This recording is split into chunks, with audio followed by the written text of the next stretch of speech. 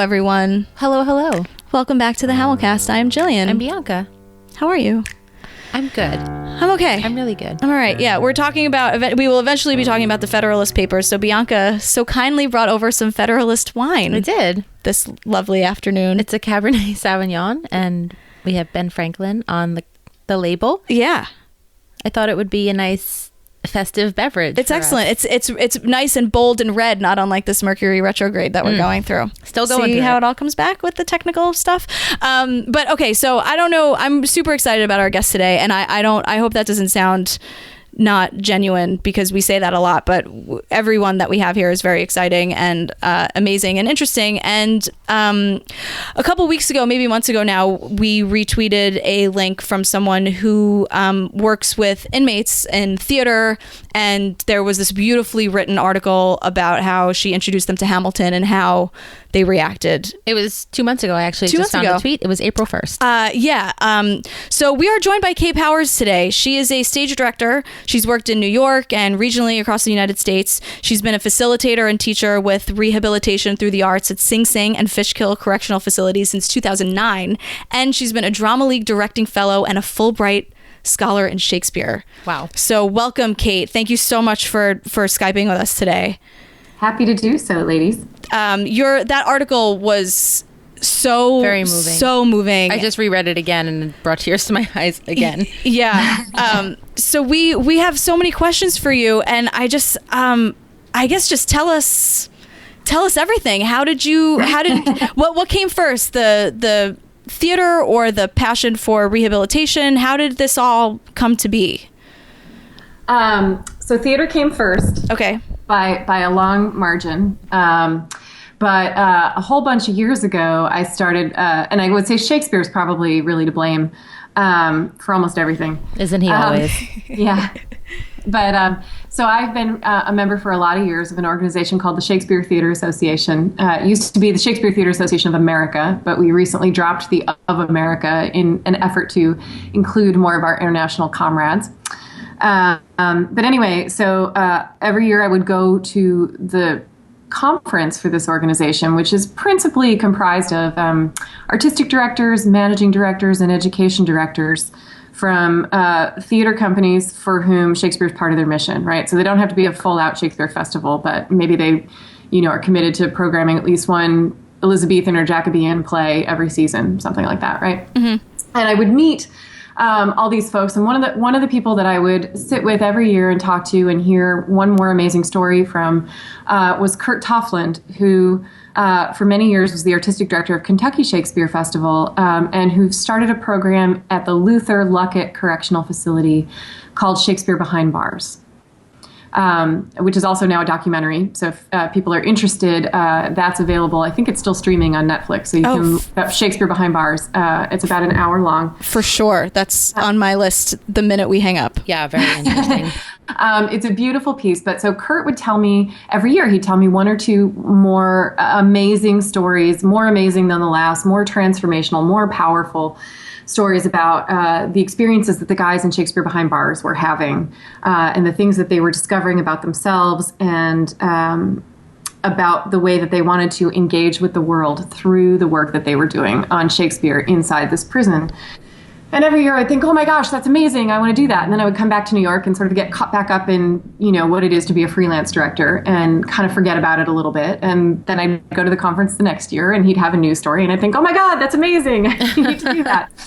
And so this went on for a couple of years, because the other thing was Kurt said, not just to me, but to anybody who asks about doing this kind of work in prison, do not begin to do this work unless you know you have at least 5 years to give to it, because the hole that you will leave behind you is so much bigger than the emptiness that was there before you arrived, that you need to be really mindful about that, right? That whatever you imagine your reasons for going in there are, you really have to be prepared to take care of the men and the women who are incarcerated, because they have been, with all due respect to victims and victims' families, I don't mean to be cavalier about it, but the people that we incarcerate in this country have suffered enormously, right? And for many of them, part of the reason that they're in prison is because of a whole range of economic and social and structural racism issues that led to or facilitated making some tremendously bad choices, right? So I hesitated to get involved for a while because I thought, gosh, I'm a freelance director. I don't know in 5 years where I'm going to be or what I'm going to be doing. And so that kind of kept me from taking the leap for a little while. And then at a certain point, I just said to heck with it, and I jumped in. So yeah, that was 2009 at Sing Sing. Wow. I mean, I want to just ask you, I want to go straight into the Hamilton stuff, and we can of course go back and talk about whatever you want, but that article was so moving. Can you explain to people that maybe didn't read it yet, because we will absolutely share it again. What about Hamilton made you think, all right, this is something that needs to be shown? Well, one of the things I mentioned in that piece is that the men with whom I work at Sing Sing, and just to be clear about the nature of the venue, right? Sing Sing is a maximum security facility. Nobody is at Sing Sing for jaywalking. Right. Those are Class A gentlemen who've been convicted of Class A felonies, right? Most of them have not ever been to the theater in their lives, right? It just wasn't part of their experience growing up, right? Because of the neighborhoods that they grew up in and the, economic challenges that their families faced, or, the fact that there wasn't even a family to begin with. So when we're making plays in there, usually a lot of the guys will say, especially at the beginning of the process, they'll say, what's this going to look like? Because a couple of guys who are really, really smart men who've gotten every educational opportunity that the prison system offers that they've taken advantage of, right? Say, when I read a play, I can't see it, right? I don't know what I'm looking at. And a lot of actors on the outside have this too. When they first read it, it's hard for them to envision it, right? And sometimes we know when we read a play and we think, oh yeah, as we're reading it, that's a sign that it's a really exciting script, right? Because you can start to see it in your head. But so normally, I will bring in sort of production stills from a handful of different productions, so that I'm not sort of prescribing this is what our production will look like, but to say, here's what some productions of this play have looked like. And now we'll make our own decisions about what we're going to do, right? Mm-hmm. But it just helps them start to see it a little bit. Especially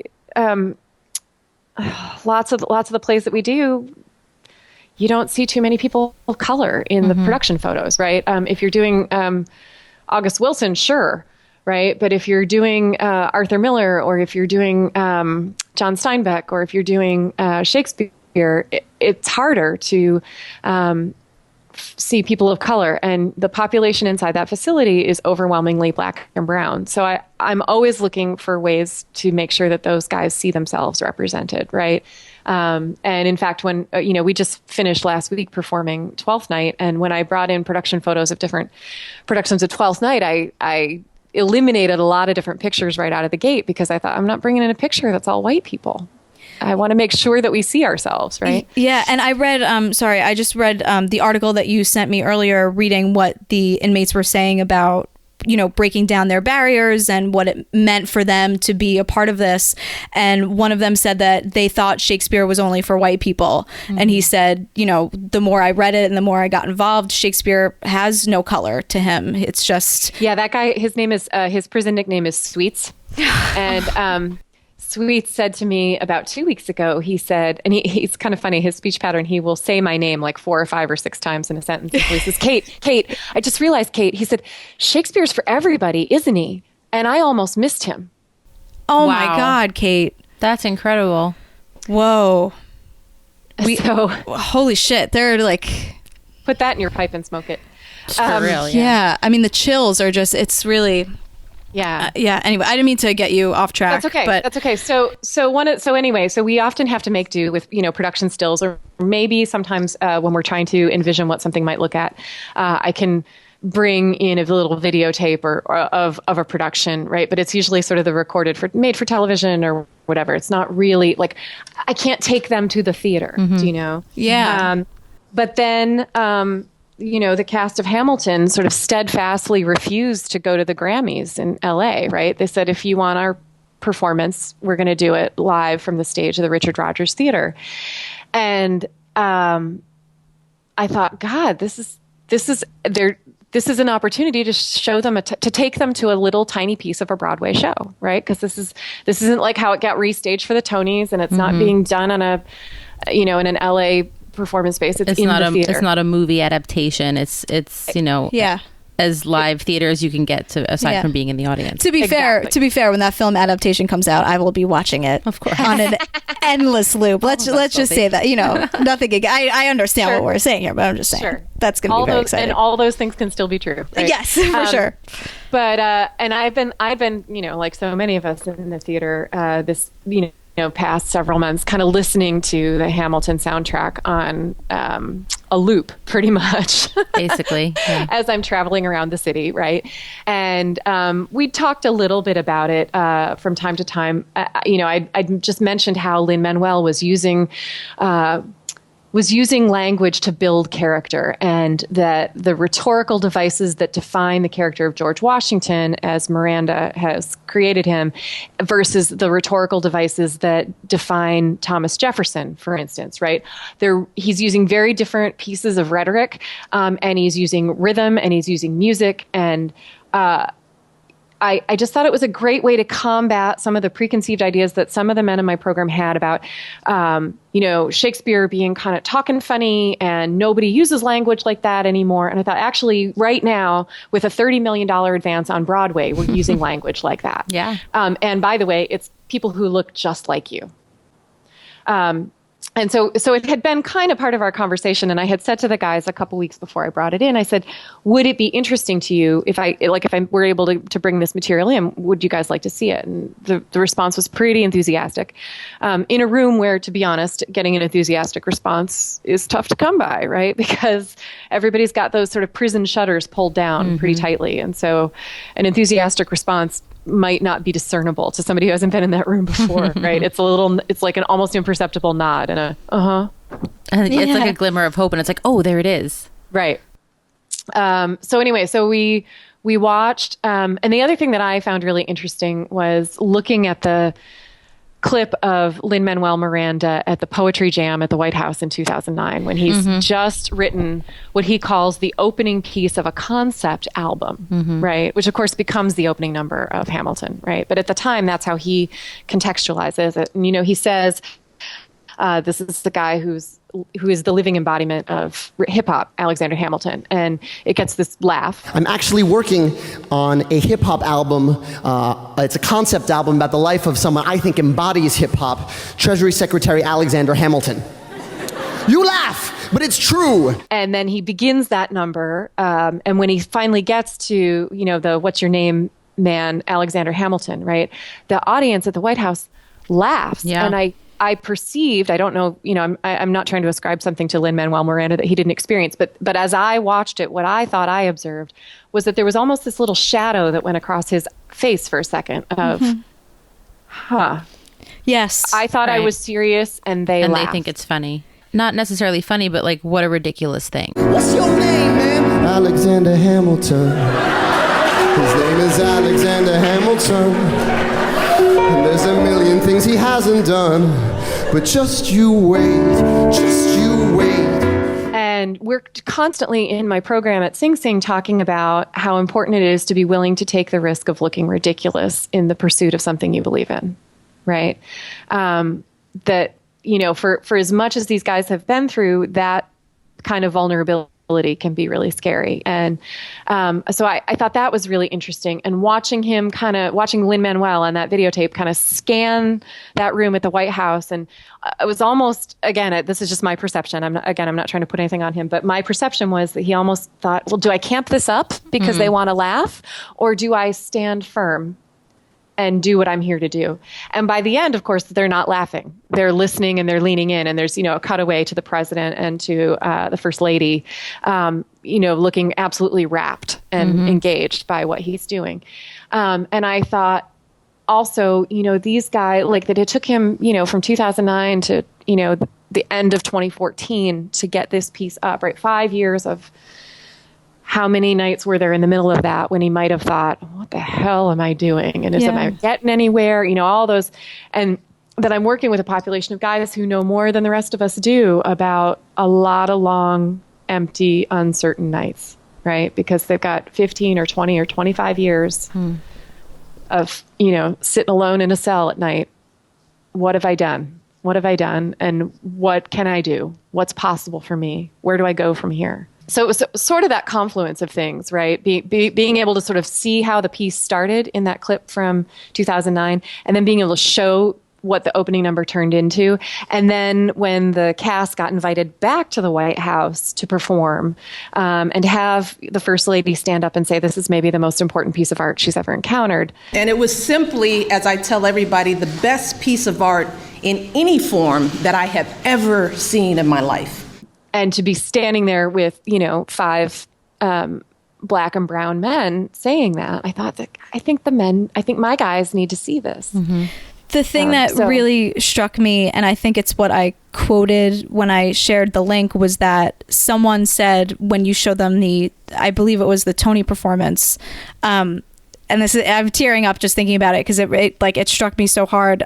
Nobody laughed when he said his name this time. Yeah, that's right. And I just thought, shit. Yeah, it's the emotion of what the show has become and what the show means for everybody and how it resonates for so many different people, and what that person that said that to you, what it meant to him and how that could change his life going forward, or at least just one performance or something. But that one line to me was so heavy and held so much. And I just thought, I need to talk to Kate immediately. It's incredible the way, I don't know. I mean, it really makes me speechless, which, if anyone listens to the podcast, that's pretty rare. I was going to say, that's not the best feature in a podcast host. I know. Well, in certain instances, it's worth it because it's just there's so much to learn about. I have a question. How do these inmates become part of your program? That was what I was wondering as well. Is it a voluntary program, and then how do the productions work? Are there auditions? I read there's a wait list. What is that? Sure. Yeah, what's going on there? So the program Rehabilitation Through the Arts started at Sing Sing 20 years ago this summer. Wow. And in the ensuing 20 years, we're now in 5 different facilities in New York State, 4 prisons for men, and then the women's prison at Bedford Hills.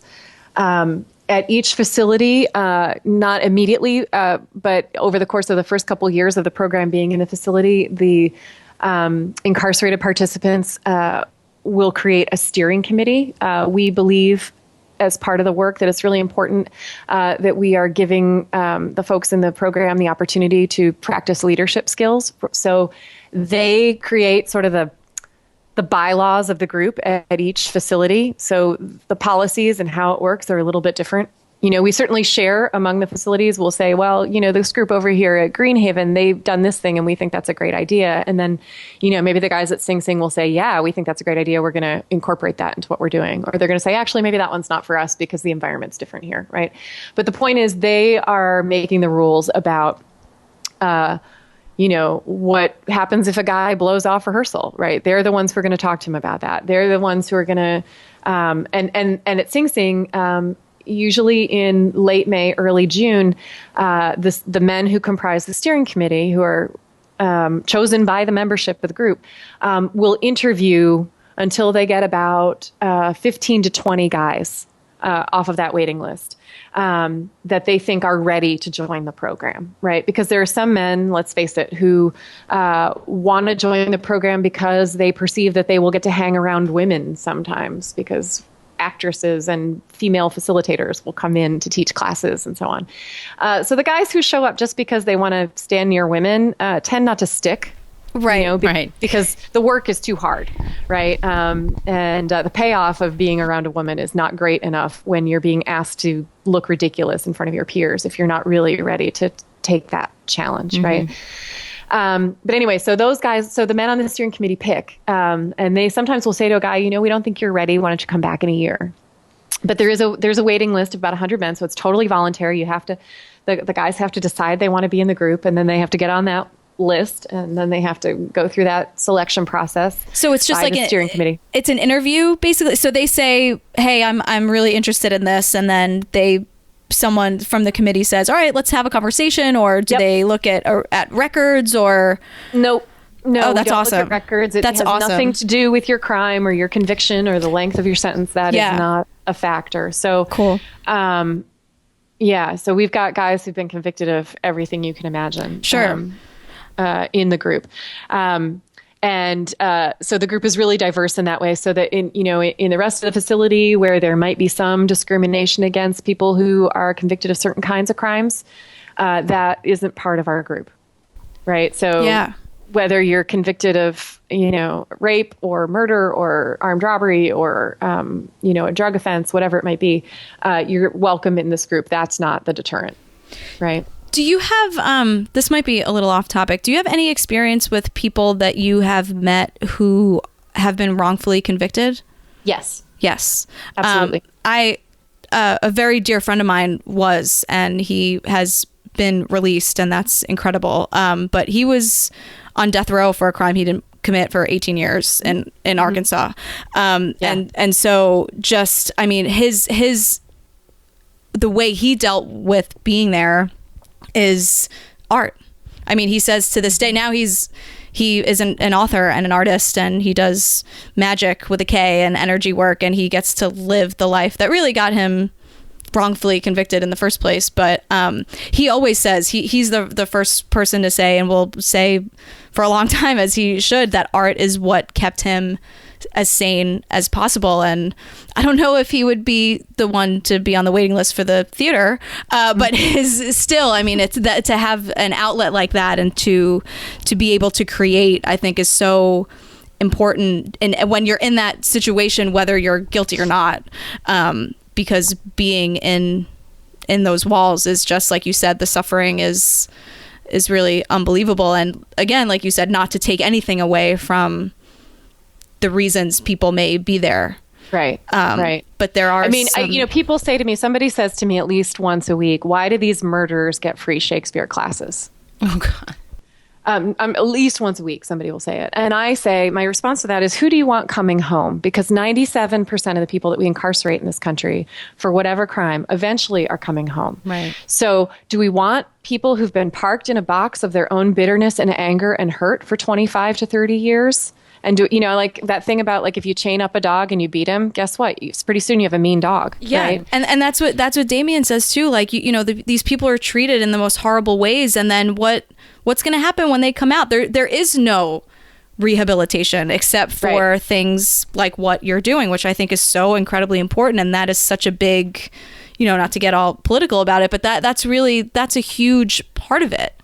Yeah, I mean, one of the things that we believe very strongly at RTA is that we're not making actors, right? We're teaching life skills through theater, right? Because, and we've had a couple studies commissioned, quantitative studies, to demonstrate the efficacy of the work.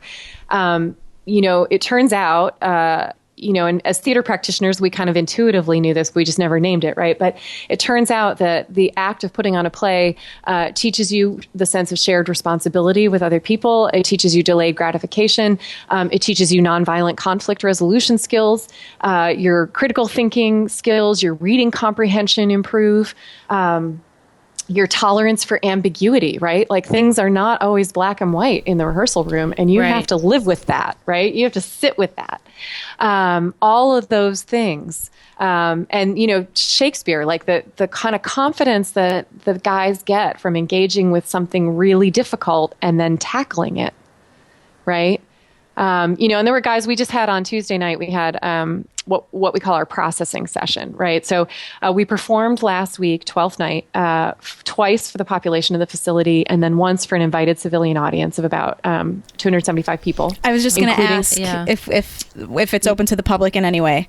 It is open to the public in a way, right? It's not open in the sense, you can just stroll up to Sing Sing on the night of the play and walk in. Of course. Is it like family members and... we just got permission last year for the first time for the men's families to attend. For a lot of years, the Department of Corrections said that it was a security risk to have the families come. What? Why? Because there's a Department of Corrections, right? So, but anyway. So who watched? I'm sorry. So if it wasn't their family and friends, then just other inmates? No. So we've always had a performance for what we call civilian guests or community guests who come in from the outside. And I would say, for the bulk of the time that we've done it, that's been people who maybe are sort of predisposed towards some criminal justice reform or just general humanitarian kind of lefty progressive folks, right? Who wrote checks, Gotcha. right, to support the work, right? So it's great. Like last year was the first year that the families could come. And one of the things that the men have been saying to me for about 5 years is, because until we were allowed to invite their families to the performance, we would always videotape it and then send the families a DVD afterwards. So at least they could see, what their son or their husband or their brother was accomplishing, right? But so this was the first time that because I didn't direct last year, this was my first opportunity to look those wives and those mothers in the eye and tell them, I'm so proud of your son and here's why. Or here's what I saw him work really hard with and overcome this spring while we worked on this project. And I judge that these women and these families don't get to hear that very often about their person, their beloved person, Right? who's Yeah, incarcerated, right? probably never actually. And you kind of answered this, I guess, a little bit before, but I was curious. Have you experienced any surprises, like on your end? I mean, like any actual, big transformations that you've seen in the characters of these people through this process? Oh yeah, it's so beautiful. Sweets, the guy we were talking about earlier, right? Who's quoted in the Marshall Project article, the one who said, Shakespeare belongs to everyone, doesn't he? And I almost missed him. When Sweets first joined the program, his first show was my first show inside. And I remember him saying to me, Kate, you have to teach me how to laugh. I don't know how to laugh. I grew up in this very serious household. And and he couldn't stand in the circle and do the warm up with us. When he first joined, he was so uncomfortable with having to, do a vocal warm up and kind of make funny theater person sounds, right? Like or blow through his lips on a vibration or play a game of zip zap zop or whatever, right? He was so uncomfortable Good old with all zip zap that, zop. right? It's an oldie but a goodie, but he couldn't do it. He couldn't make eye contact. He was like mortified, right? Well, I think as silly as those things are, as we know, Gillian and I are both actors. You have a theater experience as well, so like even us, so like you feel silly, you feel really even though they're such like weird, don't seem like that big of a deal, you realize doing that like all of a sudden some like vulnerability opens up in you, and people who have had the lives and the backgrounds and whatever experiences then while being incarcerated, that's not an easy thing that you're willing to give up, like that vulnerability. And I was thinking earlier, not at all. And I'm not undermining it. I'm just making a comparison. Kate, what you were saying before about how it teaches you life skills and social skills, like that's why really stuffy people take improv classes, so that if their job calls for being social, they don't want to be actors. That's not their goal, but it helps to be able to yes and somebody or to whatever. And Mike, my husband, is an actor and he's an improviser, and every year he teaches improv to high school students upstate, and these improv games, and sometimes there are kids that need to be taken out of their shell, and Mike is and when you said like the ability to look ridiculous, I mean that is something. That's rule number one. That's rule number one, and don't be afraid to make a fool of yourself. Yeah, and Mike is also a director. He directed our web series, and that's sort of his thing. Like if I play like the straight woman in our show, and in season 2 he was like, I'm gonna write you something where you have to scream and yell because I want you to be able to look ridiculous. And that is such a core thing in general. And so just to hear like just how it transcends high school students upstate and stuffy accountants who need to learn how to lighten up at the Christmas party and take improv classes, and these people who are in prison that need to learn the same exact skills and they learn it in the same way. And I just what you're doing and how you're doing it is so incredible. Like Bianca and I are like wiping tears from our eyes as we're listening to you. It's just, I mean, it's amazing. So anyway, So, Sorry. So it's okay. So one of the humdingers about the work, right, is, and part of the answer to the why do these murderers get free Shakespeare, right, in addition to the who do you want coming home thing, is the recidivism rate in this country, which means likelihood to reoffend within, and in this country, we keep track of the first 2 years after someone is released from prison, right? So the national recidivism rate is at about 68%. That means 2/3 of the people that we incarcerate, when they come home, are back in prison for a new crime or a parole violation within 2 years, right? And if it's a new crime after 2 years, we don't count it in that percentage, right? So the number is really higher than 2/3. Guys who do prison performing arts, it's less than 10%. Wow. That's amazing. Because they learn to communicate. Yeah. I was actually just going to ask you, are you in touch with anyone that has been in this program that's been released? Oh, sure. Yeah. We have a homecoming party every year. We have more than 100 Kate, you're alum killing who are me. home now. You're killing us over here. This is Yeah. So we have a home, we call it the homecoming party. Once a year, and we honor, all the folks who get released within a given year and shout them out. But we have over 100 alum who've come home now. And a lot of them will turn up at that party every year and bring their new spouses or bring their baby and tell us about, the jobs that they're doing now or the degree that they're pursuing. And actually, right now, we've just started in the last year and a half a program for the participants who've come home, right? So that there's still, it's a different schedule because they've got a whole different, life that they need to adjust to. But once a month, they get together in a space that Carnegie Hall has donated to us. And they are working on a project together right now with a facilitator about what reentry is like. And the idea is that eventually the guys who are on the inside will create a piece which is about what their expectations are about what reentry looks like.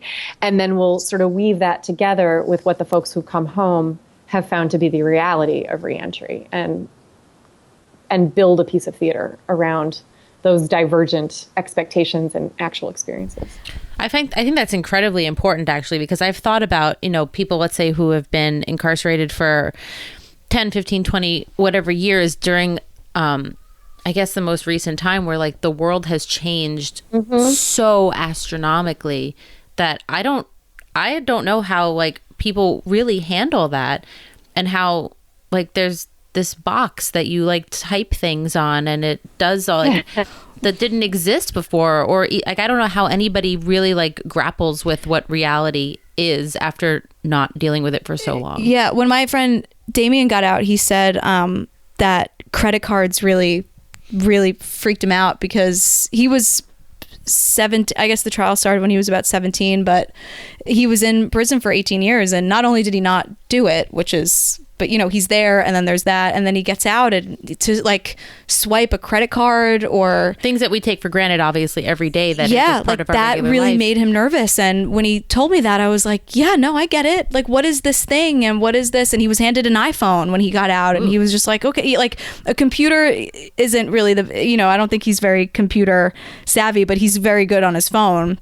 He's like tweeting, and he's a hell of a texter. I'll say that. But but it is things like that, and not only the age. When you're 30, you go when you're 17, and then you're 30 something. But just in all of that time, like, just to have. But I think even part of that could. I mean, Kate, you can tell me if I'm, like, completely off base here, but, like, if you get out, let's say, and you're completely unfamiliar with your surroundings and what the world has become, and if maybe you don't feel a connection to what is your existence now, it could potentially reinforce your old habits to go back to something that you're familiar with. Yeah, it's all you know. Right. Well, and we don't prepare people for reentry, really, and we don't really mean it. And I'm sorry, this is a little on my soapbox, but I don't know how to not get on it around this issue. Go for it, Kate. Go. But we say as a culture, right, that you've paid your debt, right, if you've served your sentence. But we don't really mean it, because in most of the country, you still have to check the box that says you're a convicted felon on either a housing application or a job application, which is legalized discrimination is what that is. Or right? Or your jury duty survey, which I just sent back, that also asks that question too. which I Right. think is very interesting. Nobody's going to put you on a jury if you check the box that says you're a convicted felon, because they've made a decision about who you are and how you perceive the world based on the fact that you've done time. right? Absolutely. And also, we deny formerly incarcerated people to vote in most of the country. They're disenfranchised for the rest of their lives in most of the United States. Is that true? I didn't know that. Yeah, in Virginia, they just signed a bill into law about 2 weeks ago, I think. You'll forgive me, I've been in prison for all of April, so I'm still I'm a little skewed because I was out inside the walls so much. But they just signed a bill restoring the vote to the formerly incarcerated in the Commonwealth of Virginia. So that's, that's great. 200,000 people who get the vote back. Wow. I didn't know that. And we just, Mayor de Blasio, earlier this year, I believe, passed a law in New York City to eliminate the box on job applications. Yes. That I had heard about. And I believe we need to do that across the country. So that, because it's not like you're not going to run a background check and find out eventually. Nobody's trying to well, maybe a few people are. But in general, the formerly incarcerated are not trying to pull a fast one. I mean, it's pretty clear if there's a 20-year hole in your employment history, right, that something is up. Right. Yeah. But, especially if it's a job as a dishwasher, Sure. right? Yeah. Is there a reason why this guy who is so eager to be here and so ready to work should just be automatically disqualified from consideration? Yeah. Because, if we mean that he's paid his dues by serving his sentence, why are we still punishing him? And if he can't get a job and if he can't find a place to Then live, guess what? He's going to end up back in prison. I mean, that's guess what? Yeah. What do we think is going to happen? So one of the best things about my program, aside from the fact that the recidivism rate drops so precipitously for guys who do prison performing arts programs, one of the really cool side effects of our work at Sing Sing is that after a guy's been in the program for a couple of years and he's done one or two plays and he's taken a few classes, he has a different sense of himself and a different kind of self-confidence. And guys who never thought school was for them, had a very hard time in school until whatever point at which they stopped going, will say, God, if I could do that John Steinbeck play, and if I could do that Tracy Letts play, maybe I should go to school. So we become a gateway drug for college. That's awesome. And the recidivism rate for men who get their 4-year bachelor's degree while they're incarcerated is 0%. Wow. How many productions do you do a year? Is it just once a year? Or is it every couple months? It's an ongoing thing? So at Sing Sing, we do one full production a year, but 11 months a year, there's something going on. Right, so, arts programs or whatever. In the summer and the fall, we'll have 3 different workshops going concurrently, one on a Tuesday night, one on a Wednesday night, and one on a Friday night, right? So, and, depending on what the men will do a survey and ask people what they want to, what sounds interesting to them, right? So we might have an acting class, and we might have a personal narrative writing workshop, and we might have a modern dance class going on Tuesday, Wednesday, and Friday nights for 12 weeks. Here's a question. Hamilton high schools will be doing it. It will be, the rights are going to be there. Do you see yourself maybe doing Hamilton? I don't know. I mean, if venturing into the singing and rapping and full blown productions, but because it resonated so deeply with the men that you work with, do you think that maybe it can be incorporated some way into the program? That's a good question. To be honest, I hadn't gotten that far yet. We have done West Side Story, and last year they did The Wizard of Oz. So musicals are not impossible for us to do.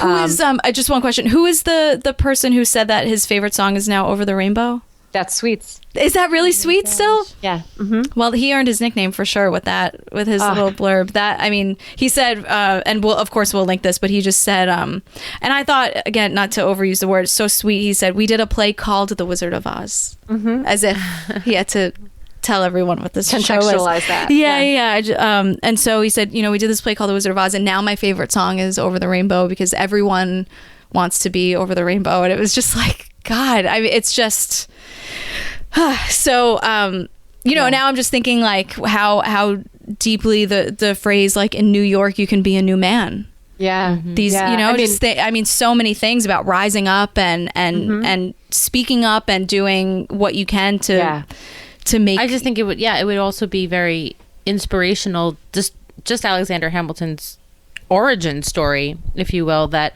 you know, he came from, you know, poverty, impoverished and squalor. Yeah. Used his own artistic, you know, writing abilities to rise up and to become a better man and to become a very powerful man at that. Right. And you could make the case actually that Aaron Burr should have been in my program, right? Because he murdered somebody and he was never convicted for that. Yeah, he was acquitted. Yeah. But I got some guys who killed somebody in a street gun fight in much the same way through a slightly different dual code. Right. Yeah. To what happened to Alexander Hamilton. Right. I have to say my short-term agenda vis-a-vis Hamilton and Sing Sing is more intimately connected to Mr. Miranda, I think, because he, you know, he's sort of part of the reason I'm talking to you, right, is because he stumbled across my blog post and he retweeted it with the phrase, "This makes me cry. Grateful, grateful, grateful." And then he promptly broke my website because 350,000 people, like normally I get, 10 visitors a week, right, to my director's notebook. And suddenly 350,000 people in an hour wanted to look at my page because Lin-Manuel Miranda had pointed them there. But so he started following me on Twitter. And so we had a little conversation privately. And so I have invited him to Sing Sing. And he said he would like to come, but that he could not begin to think about it until the summertime. Yeah, so, sure. I said, well, that's fair. I imagine you have a few things on your plate. One or two. Now and then. Yeah. Or 16. Perhaps he's got 16. Oh, at least a record-breaking 16. Yeah. So but this was before the nominations, but I just said to him, I said, well, I'll circle back with you after the Tonys, shall I? And he said, yes, please. So my fervent hope is that, you know, we can find a way to invite Lin-Manuel to come. And who knows whether that's just him or whether some of the other actors would be able to join him and come inside the walls and just remind these gentlemen that they have not been completely disappeared. Yeah. Yeah. And I mean, if there's anything that we can do to help, I mean, please tell us things to tweet and send, because I mean, we are on Team to raise Kate any sort of awareness and on this, like for sure. I mean, we believe in it so much, and it's just, I think just for, it's a really incredible thing that you're doing, and it's so important. And, you know, we're not LMM status.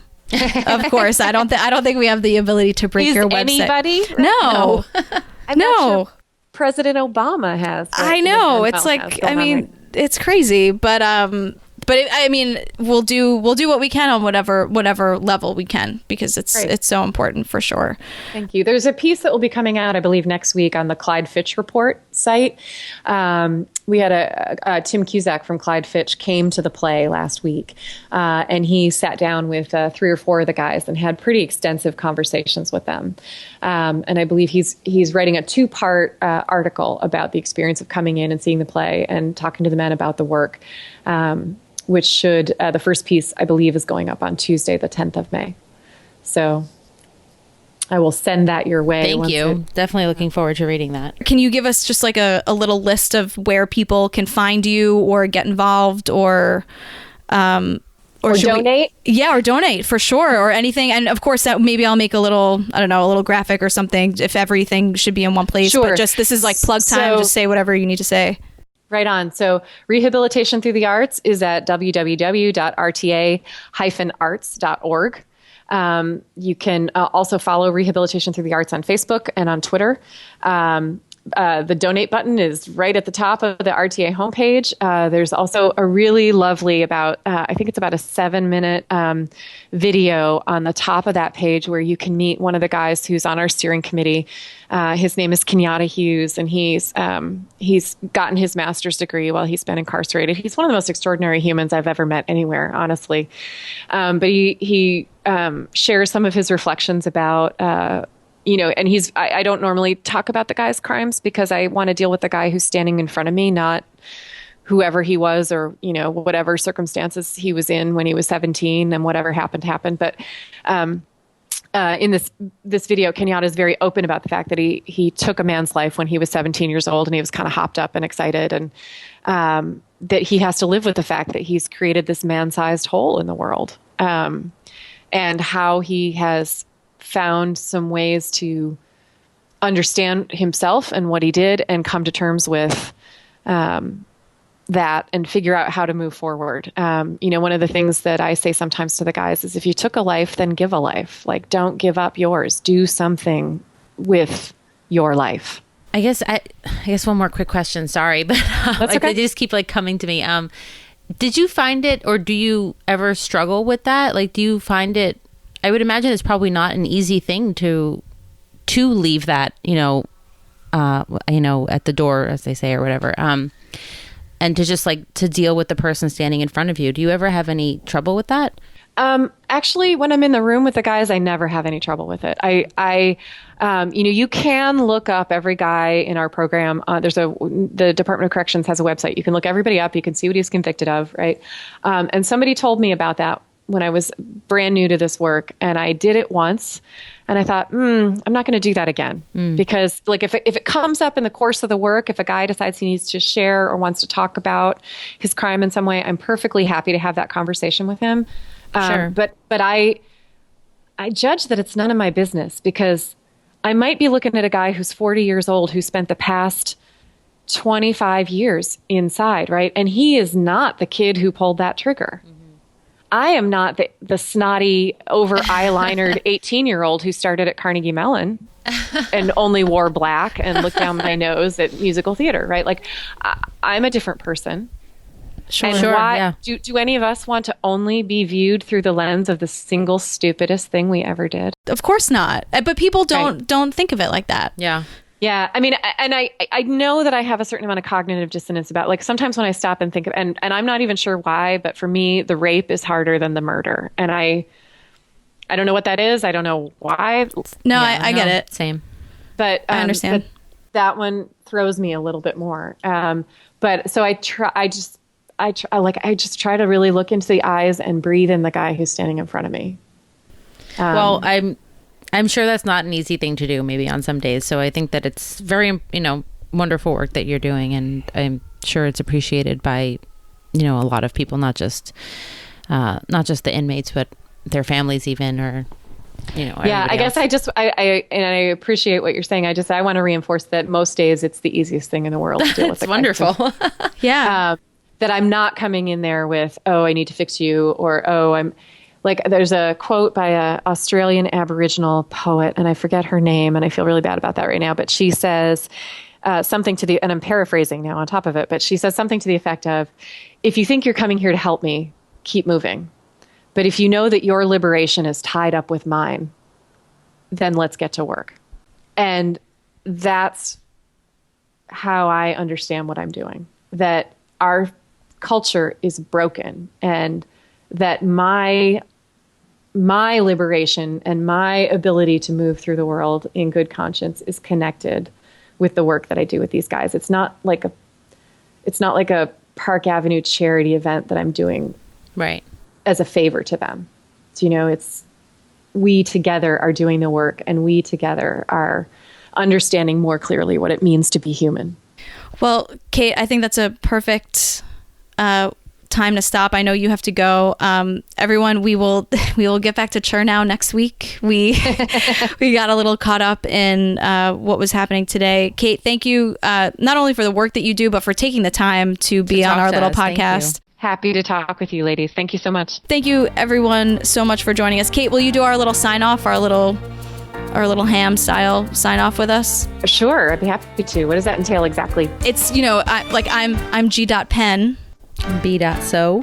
Oh, okay. I guess that would make me K.pow. There you go. Hey guys, for all your Hamilcast needs, you can go to thehamilcast.com. I am Gillian with a G on all social media. My show is The Residuals, theresiduals.tv. And I'm _Bianca Jean_ on both Twitter and Instagram.